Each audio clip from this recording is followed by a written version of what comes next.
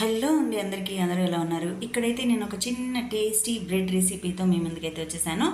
ఇది నేను first time try చేయడము. నేను ఒక హిందీ ఛానల్లో చూసాను, బాగుంది అనిపించింది, ఈజీ అనిపించింది, అందుకే చేసి మీరు కూడా ఈజీగా ఇలా చేసేసుకుంటారని ఈ రెసిపీ అయితే మీ ముందుకు వచ్చేసాను. ముందుగా నేనైతే ఒక ప్యాన్ తీసుకుని దాంట్లో ఒక 1/2 లీటర్ పాలు బాగా మరగబెట్టుకున్నాను.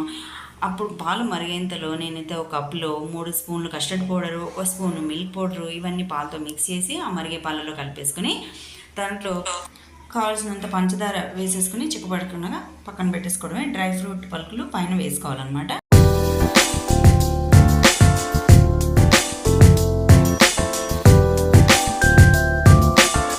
తర్వాత బ్రెడ్ని సైడ్స్ కట్ చేసేసుకుని నేతిలో చక్కగా మనం ప్యాన్ కాళ్ళు చేసుకుని నేతిలో వేయించేసుకుని పక్కన పెట్టేసుకోవాలి. అదే ప్యాన్లో కొద్దిగా షుగర్ సిరప్ చేసుకోవాలన్నమాట. కొద్దిగా పంచదార వేసేసి దాన్ని నీళ్ళు పోసేసుకుని షుగర్ సిరప్ జస్ట్ షుగర్ కరిగి బబుల్స్ వస్తే చాలు షుగర్ సిరప్ లాగా చేసి పక్కన పెట్టేసుకోవాలి.